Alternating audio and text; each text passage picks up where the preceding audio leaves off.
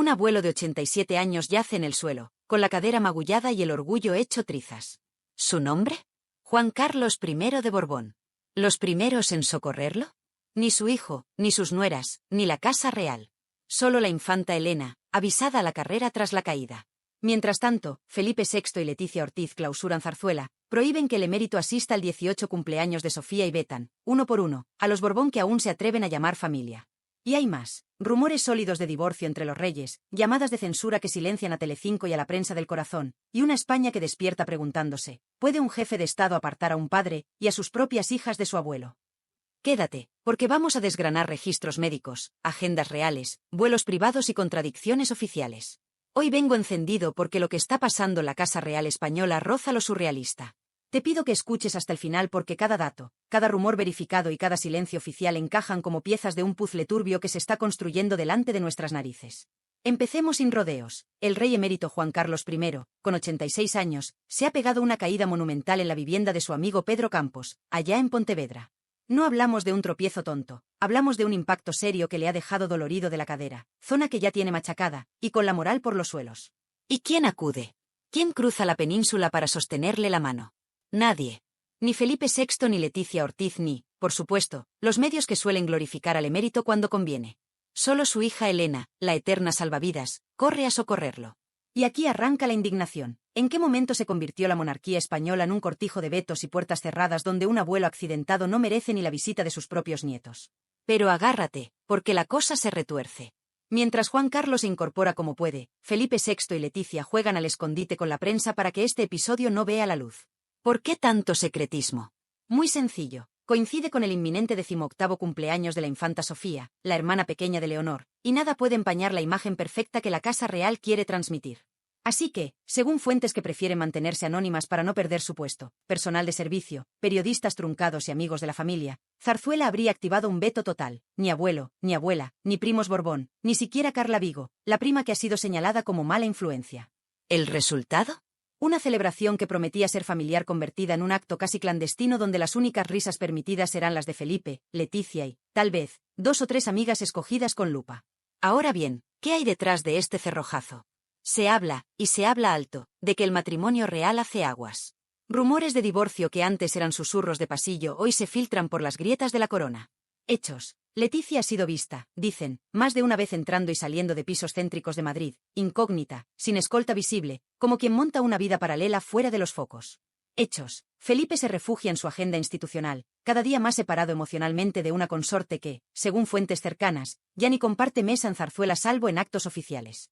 Hechos. La prensa tradicional calla como clausurada, los programas de corazón reciben llamadas misteriosas que sugieren cambiar de tema, y los periodistas que se niegan a silenciarlo acaban relegados a los márgenes de la parrilla. Se llama censura suave, pero no deja de ser censura. Volvamos al accidente.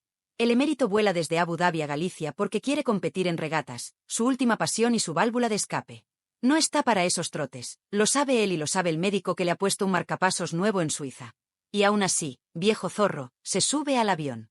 Allí, en la casa de su amigo, sin ayuda, intenta moverse y se desploma. Las alarmas suenan.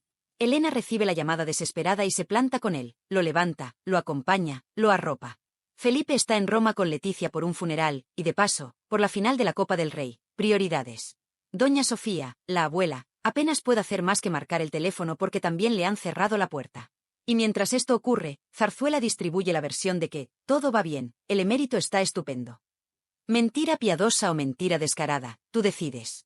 Ahora, pensemos en las nietas, Leonor, embarcada en su formación militar, Sofía, estudiando en Gales. Las dos crecen alejadas de la parte Borbón de su familia porque Leticia ha decretado que, cito testimonios filtrados, no necesita gente problemática en su entorno. ¿Problemática? Hablamos de Victoria Federica, de Froilán, de Carla Vigo, jovencísimos que cometen errores, sí, pero ¿desde cuándo eso justifica que se amputen abrazos de abuelo? ¿Acaso la reina consorte olvida que su propia familia tampoco ha estado libre de polémica? Recordemos al suegro acusado de corrupción, al cuñado encarcelado, a la hermana investigada. Aún así, Leonor y Sofía siguen viendo a sus parientes maternos sin veto alguno. El doble rasero huele. Y aquí entra el componente emocional que me enciende a mí, y espero, a cualquiera que valore la figura de los abuelos. Juan Carlos puede haber fallado, puede haber decepcionado, puede arrastrar más sombras que un eclipse, pero la paternidad y la abuelidad no deberían cancelarse. Un hombre al borde de la dependencia absoluta, necesitado ya de silla de ruedas, pide ver a su nieta el día que cumple la mayoría de edad. No pide pase de oro, no pide alfombra roja, pide un abrazo. Y Felipe, aconsejado o presionado por Leticia, esto lo dejo a tu juicio, le responde con silencio. ¿Qué nos dice eso del monarca actual? ¿Qué nos dice de la reina que presume de modernidad, de empatía, de cercanía a la gente? Mientras esto se cocina, las grietas maritales afloran. Mira los calendarios, cada vez que Felipe y Leticia tienen actos conjuntos, la química es hielo. Leticia prefiere conversar con invitados antes que posar al lado de su marido. Felipe evita el contacto visual prolongado. Las niñas, cuando aparecen, se colocan en medio, como cortafuego. Y los rumores de que la reina ya organiza parte de su vida lejos de Zarzuela no son de ayer, vienen de 2022, cuando se la vio entrando discretamente en un gimnasio boutique sin escolta visible, saliendo con ropa de calle, subiendo un coche que no era oficial y conduciendo ella misma. Eso, en protocolo real, es un terremoto. Pero la prensa amiga lo enterró, los periódicos republicanos lo publicaron en breve y luego lo olvidaron. Y así estamos, con un divorcio que muchos ven inevitable, con un abuelo vetado, con unas nietas atrapadas en medio y con un país que, si no mira YouTube o a las redes, jamás sabrá la historia completa. Este es el momento de la verdad. Quiero que te hagas 3 preguntas. ¿Es digno que un rey emérito tenga que mendigar un billete a un cumpleaños? ¿Es justo que una reina esgrima la palabra ejemplaridad para aislar a la parte Borbón de la familia mientras las infidelidades y los escándalos propios se barren bajo la alfombra? ¿Y es aceptable que los medios a sueldo impongan un silencio sepulcral y nos obliguen a tragarnos la versión edulcorada? Si la respuesta es no, acompáñame en esta investigación.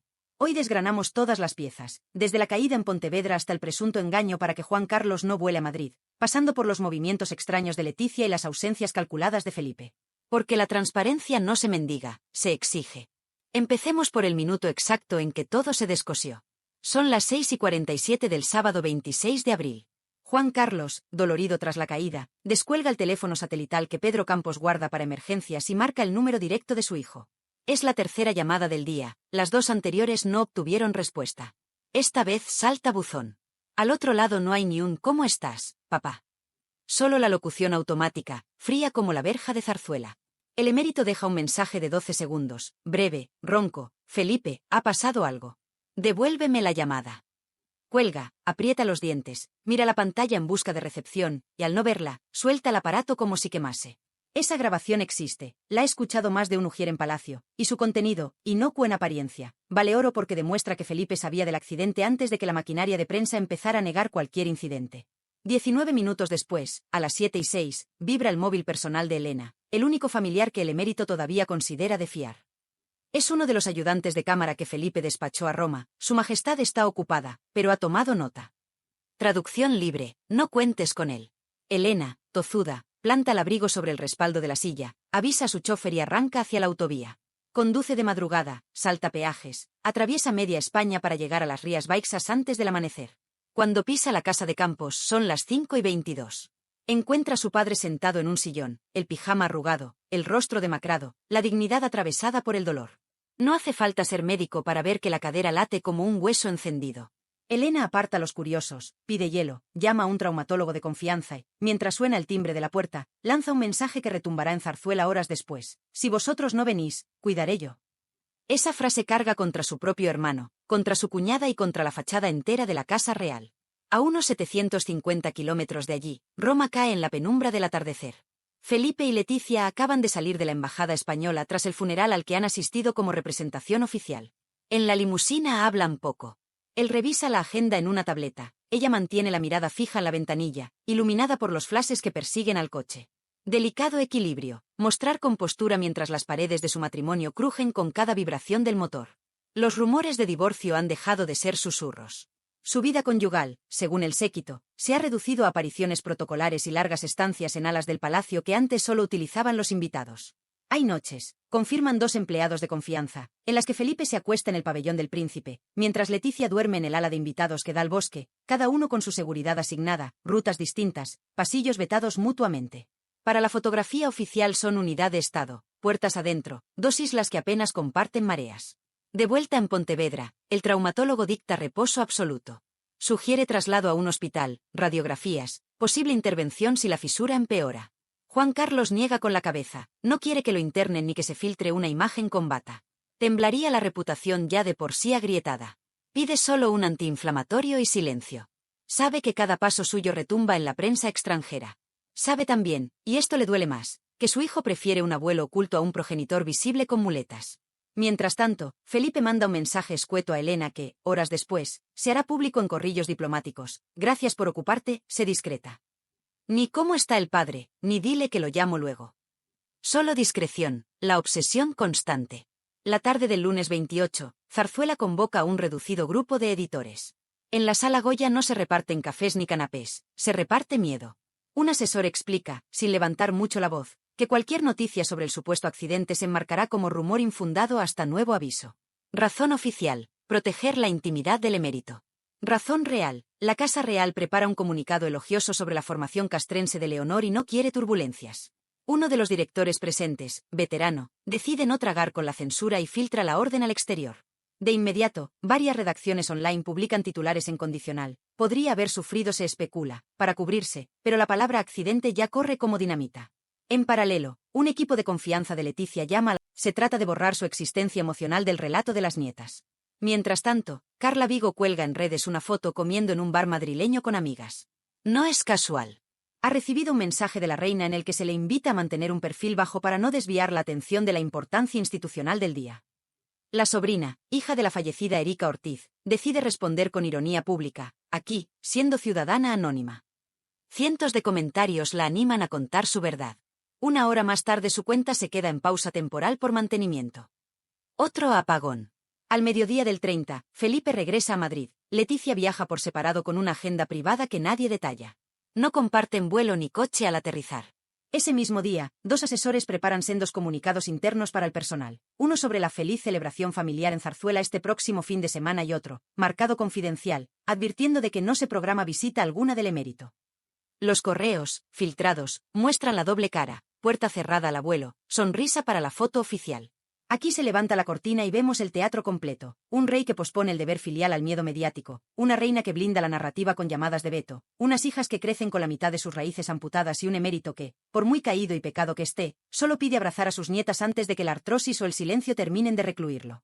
Y todo ocurre en una atmósfera donde la palabra divorcio resuena cada vez que los monarcas pisan estancias distintas, donde cada filtración se topa con la amenaza de un teléfono que ordena baja el tono y donde el público, si no escarba, nunca conocerá el pulso real tras la foto oficial. Así queda trazado el mapa de llamadas, correos y silencios cómplices. En la página 3 desgranaremos el efecto dominó, como la censura blanda de Zarzuela contagia redacciones, despachos ministeriales y hasta despachos de empresas de publicidad que vetan a quien ose mencionar la palabra separación o veto al abuelo. Porque cuando la narrativa oficial depende de tantas compuertas, basta una rendija para que estalle la presa. La tarde del 30 de abril, apenas 2 horas después de que Zarzuela distribuyera el correo confidencial que prohibía hablar del emérito, la orden ya circula, palabra por palabra, en los canales internos de la mayor empresa de prensa escrita del país. No hace falta firma. El encabezado información sensible basta para que los jefes de sección entiendan que cualquier mención a Juan Carlos, a su caída o a la hipotética ausencia en el cumpleaños de Sofía debe borrarse antes del cierre. Nadie discute, los titulares se reescriben, los periodistas raspan la pantalla con impotencia, saben que el lector no recibirá la historia completa y que el silencio se convertirá, otra vez, en costumbre. La consigna no se queda en la prensa. Al día siguiente un estudio de publicidad recibe la llamada de un asesor externo de la Casa Real. El motivo oficial, garantizar coherencia institucional en una campaña sobre turismo patrio. El motivo real, exigir que la voz en off no mencione la palabra familia cuando aparezcan imágenes de Zarzuela. Temen que el espectador atacaba tweets reclamando transparencia, firma ahora un silencio cauteloso. La mesa del Congreso nunca llega a registrar la pregunta. Mientras las compuertas se bajan, la calle susurra. En grupos de WhatsApp de periodistas circulan audios donde empleados de la televisión pública relatan cómo se han triturado piezas enteras que aludían, siquiera de refilón, a la caída del emérito. Uno de esos audios cita a un realizador. Nos dijeron que ese material comprometía la estabilidad de la institución. La justificación suena calcada a la que se esgrimió en 2014, cuando la abdicación se cocinaba a puerta cerrada. Historia que se repite, cuando la corona tose, la radiotelevisión estornuda y el espectador se queda sin diagnóstico. Pero el efecto dominó no se detiene ahí. Las redacciones digitales que se atreven a titular con verbo firme, Juan Carlos sufre una caída y Zarzuela lo oculta, reciben, a la velocidad de la fibra, solicitudes de rectificación respaldadas por despachos jurídicos de alto caché. Las cartas invocan la protección de datos personales y la dignidad de un anciano. Nadie recuerda dignidad cuando se alaba al emérito por su antigua afición a las regatas o cuando se filtran fotos suyas en las marinas de Abu Dhabi. La dignidad se ha vuelto elástica, se estira o se encoge según soplen los vientos de palacio. Por si faltara presión, llega el turno del gobierno. El ministro de Presidencia, con fama de lego en asuntos monárquicos, convoca rueda de prensa rutinaria. Un reportero le pregunta si considera apropiado que el jefe del Estado vete la presencia de su padre, y es jefe del Estado, en un acto familiar. El ministro sonríe, resopla levemente y responde con una pirueta verbal sobre la autonomía de las familias para regular sus celebraciones privadas. Traducido, Estado y corona comparten techo, pero los goterones personales no se discuten en público. La sala entiende el mensaje y evita repreguntas. Fin de la incómoda curiosidad institucional. En paralelo, las plataformas de redes sociales hierven. Cuentas especializadas en crónica rosa publican hilos detallando la caída, la ausencia de Felipe y Leticia, el cumpleaños capado de Sofía. Los hashtags almohadilla abuelo vetado y almohadilla silencio real suben al top 10 nacional. Cada tuit se replica miles de veces hasta que, pasadas 6 horas, los algoritmos detectan presunta actividad coordinada inusual. Resultado, varios perfiles críticos quedan suspendidos provisionalmente. Nadie confiesa quién los denunció, pero los aludidos señalan a usos concertados desde cuentas recién creadas con nombres que remiten a departamentos de comunicación institucional. Si es paranoia o maniobra real, poco importa, el debate se diluye mientras los perfiles se pelean por la reinstalación. Al caer la noche del 30, Leticia vuelve a Madrid discretamente. Felipe regresa horas más tarde. No comparten cena ni agenda. Él se reúne con asesores de imagen en un despacho lateral, ella cena sola en un salón del ala este. Los escoltas lo confirman en voz baja, las cenas conjuntas han pasado a ser excepción anecdótica. Entre pasillo y pasillo, los rumores de divorcio encuentran combustible fresco. Un funcionario veterano comenta que la reina ha solicitado reorganizar su equipo de seguridad para mayor flexibilidad de movimientos privados. Ese lenguaje administrativo se traduce en la práctica en poder salir y entrar sin que la agenda oficial refleje cada desplazamiento. Una autonomía que recuerda a la de la princesa Diana en sus últimas etapas, salvando contextos. Cualquier cronista que ligue libertad de movimientos a crisis matrimonial recibirá el sello de especulador, pero la historia de las cortes enseña que cuando el amor se esconde, los pasillos se alargan. En Pontevedra, el emérito se despide de su hija al alba del 1 de mayo. No vuela a Madrid, regresa a Abu Dhabi para, según su versión pública, revisiones médicas programadas. Nadie menciona la fiesta de Sofía, nadie admite que se ha perdido un cumpleaños que, en otra familia, habría reunido a 3 generaciones. Juan Carlos se va con la cadera vendada y un aparato ortopédico discreto. Antes de subir al avión, pide que no se filtren imágenes. No quiere, dice, que los españoles lo recuerden en silla de ruedas. Ese deseo coincide con el interés de Zarzuela. Cuanto menos se hable del accidente, mejor. La coincidencia de intereses entre padre e hijo se reduce a esa voluntad de sombra. Por lo demás, la brecha se ensancha. Y mientras el emérito vuela hacia el desierto deshidratado de noticias, en los despachos de Madrid se cocina la farsa final. Una nota de prensa, fechada 3 de mayo, anunciará que la infanta Sofía celebró de manera íntima, alegre y sencilla su mayoría de edad y que sus majestades los reyes agradecen las muestras de cariño recibidas. El comunicado incluirá una foto cuidadosamente encuadrada, Sofía soplando una tarta pequeña, Leonor asomada desde una pantalla de tablet, Felipe sonriendo, Leticia sujetando el móvil. Ningún retrato, ninguna mención, ningún espacio vacío que recuerde al abuelo accidentado, a la abuela ignorada, a los primos borrados. Quien mire esa foto creerá que la familia real es un nítido bloque de 4 piezas. Quien haya seguido la cadena de silencios sabrá que esa imagen es un holograma. Así funciona el dominó. Cada ficha que calla empuja a la siguiente a guardar silencio. El accidente, relegado a rumor. El veto, disfrazado de logística. La censura, maquillada de prudencia. Y, de fondo, el matrimonio real caminando sobre hielo fino, fingiendo solidez mientras los medios obedientes repiten el mismo estribillo: estabilidad, normalidad, institucionalidad. Pero las grietas están ahí, latentes, esperando el peso de la próxima noticia incómoda para quebrar el suelo bajo los pies del relato oficial. En la página 4 examinaremos ese suelo, los movimientos financieros, los contratos de imagen y los pactos de silencio que blindan el divorcio potencial y sostienen la balanza de poder dentro y fuera de palacio. Porque cuando toda la corte se empeña en callar a la vez, el dinero suele ser el megáfono más elocuente. Todo silencio cuesta dinero, y en la Casa Real el precio se escribe con 8 y 9 cifras que casi nunca llegan al BOE. El presupuesto visible de la corona, 8,4 millones de euros para 2025, es la capa de barniz. Debajo hay un mosaico de partidas que se esconden en ministerios y empresas públicas, escoltas asignados a interior, mantenimiento de palacios a patrimonio nacional, vuelos gestionados por defensa, consultorías que se facturan a exteriores como promoción de la marca España. Sumadas, las piezas superan los 130 millones anuales, pero esa suma no aparece en ningún párrafo oficial. Es un cálculo que los economistas del Congreso repiten cada vez que alguien pregunta y que, acto seguido, se pierde entre resoplos parlamentarios. Ese colchón opaco es la red sobre la que camina Felipe VI mientras decide si rompe, o no, el matrimonio que hoy lo mantiene en la foto de familia. Porque divorciarse con corona no se parece a divorciarse en el registro civil. Desde 2019, los abogados del monarca y de Leticia revisan cada 2 años el régimen económico que firmaron en 2004, capitulaciones que blindan patrimonio personal y que, según fuentes próximas al bufete de confianza, se modificaron discretamente en 2016 para incluir una cláusula de imagen. Esa cláusula liga la indemnización a la repercusión mediática. Cuanto menos escándalo, más dinero recibe quien abandone el palacio. Leticia lo sabe, Felipe también. De ahí la coreografía glacial que exhiben en actos públicos. Guardar las formas tiene premio, y el premio corre a cargo de una fundación privada nutrida con donativos de los mismos grandes grupos que patrocinan los premios Princesa de Asturias.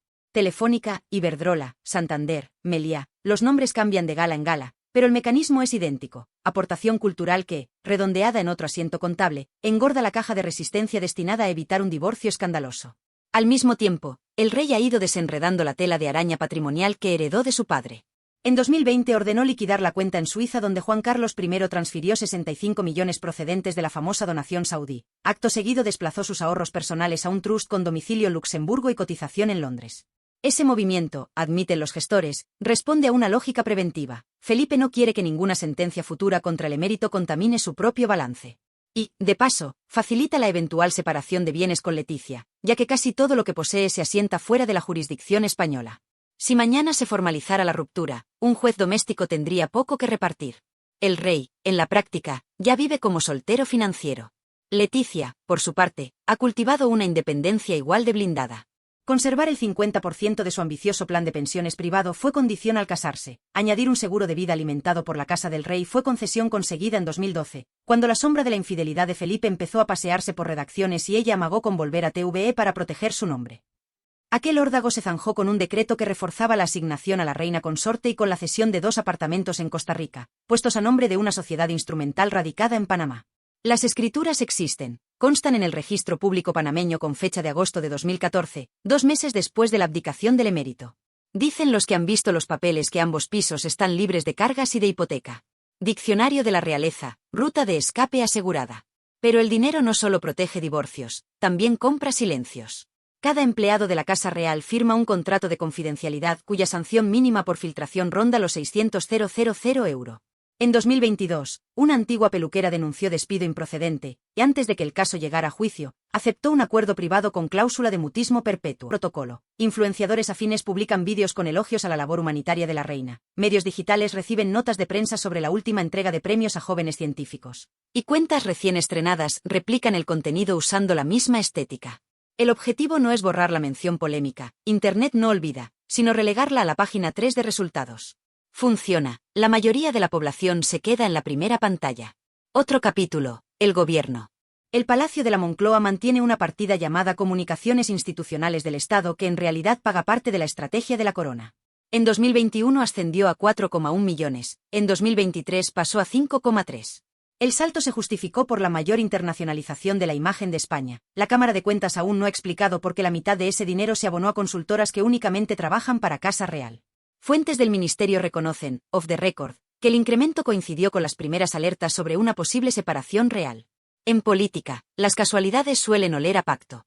Y después está la hucha de los pactos privados, donativos de mecenazgo que entran por la Fundación Princesa de Girona y salen convertidos en becas, en simposios, en convenios educativos, y en la financiación de eventos de proyección reputacional como la cumbre anual en Davos, donde Felipe y Leticia sonríen juntos para silenciar cualquier rumor de grieta con un apretón de manos delante de cámaras internacionales.